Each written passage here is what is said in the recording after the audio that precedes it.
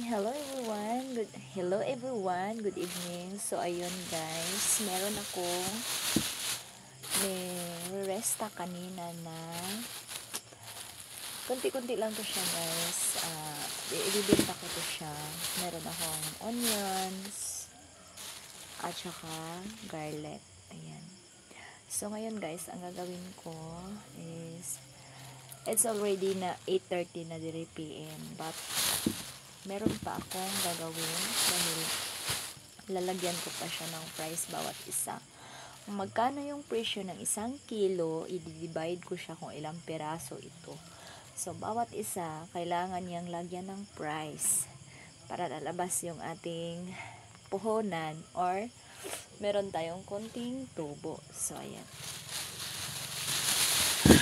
So, ito guys, bibilangin ko lang siya. Ayan. So, ito, magbibilang ako sa ilang peraso ito. Basta lalagyan ko siya ng price. Merong,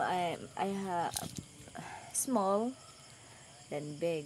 So, ang big is, kuan to siya, kanang, dili siya kaparehas og presyo. So, ang gamay is, gamay po siya presyo. Small fries. Big fries. Charot. Yes, guys. Ganyan na. Negosyanteng presyo. Charot. Hindi, guys. Kasi pag mag-aaral pa lang tayo mag-business, gano'n. Ito, try natin kung mag-work ba to. At yung hali na to ba, igurang ipanukli. Okay rin na guys, at least meron tayong trabaho, meron tayong part-time sa buhay natin. So ito guys, nito is ano ba to, ko 1, 2, 3, 4, 5, 6, 7, 8, 9, 10, 11, 12, 13, 14, 15, 16, 17, 18, 19. So 19, i-divide natin siya kung magkano ang puhunan. Ano to siya? Nalagay natin dito ay 8. Ayan, ganyan ba guys? Ganyan sa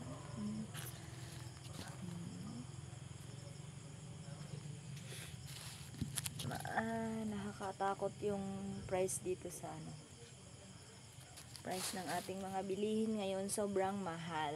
Sabi nga nila, nasaan na ang 20 ang kilo ng bigas?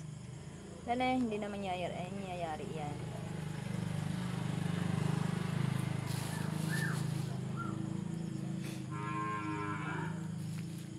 Dahil ang nangyayari ngayon ay sobra na talagang mahal. Mahal na talaga ng kilo lahat.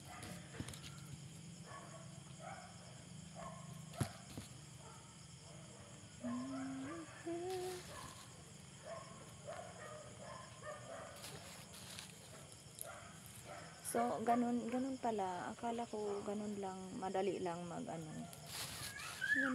madali lang kumita. Hindi pala siya ganun kadali. So, kailangan talaga natin, lahat ng mga bagay-bagay, kailangan natin paghirapan, malasakitan, ganyan. Kasi kung hindi tayo nagmamalasakit, wala tayong kikitain. So, ayun. Kailangan natin mag-sacrifice.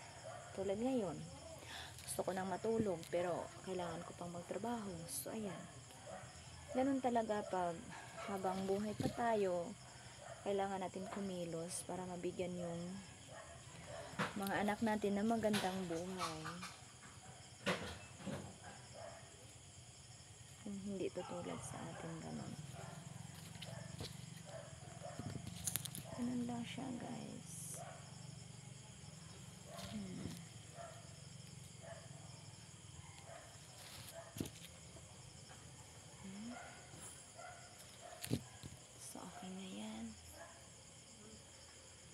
Yan, meron na siyang bawat price, bawat isa. Ayan. At may mga sulat na siya. May mga sulat na. At ito naman. Tapos na ito ang ating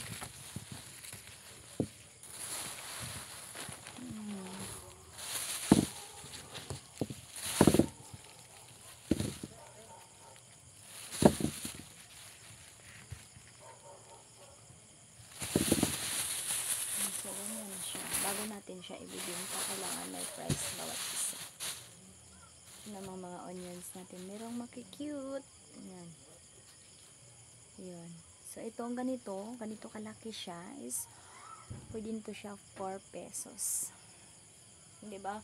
Pag wala talaga tayong trabaho, hindi tayo makabili ng pagkain dahil sobrang mahal na mga bilihin.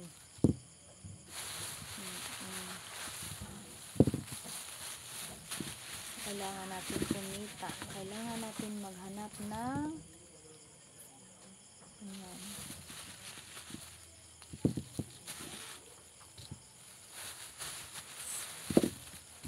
Hindi madami-dami ito kasi 1 kilo to yung onions, yung garlic ko, isang ano lang yun. Yung kalahati lang, half kilo lang siya. So, ganun lang.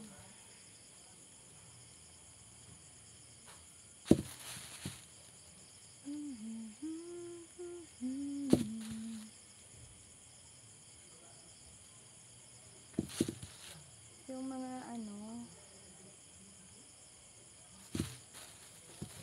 hindi lang din natin siya pasobrahan ng price dahil kawawa naman din yung yung halos walang pambili. Ganun. Tulad ko lang ding mahirap. So, mahihirapan talaga ng sobra. Pag sobra na rin natin pataasan, kailangan lang. Kikita lang tayo ng konti, tama na yun.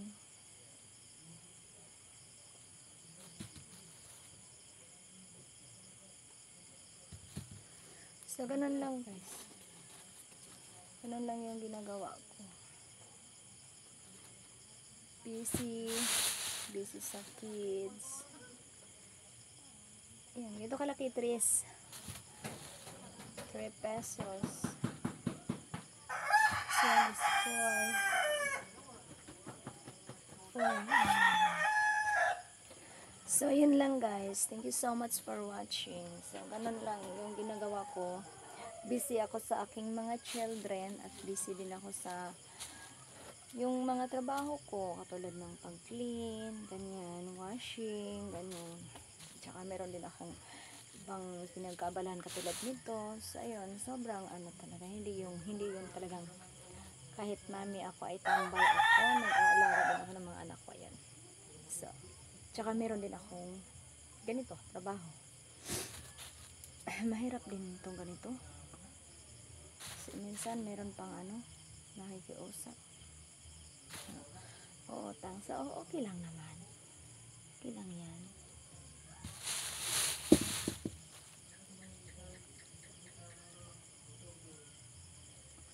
So guys, thank you so much for watching.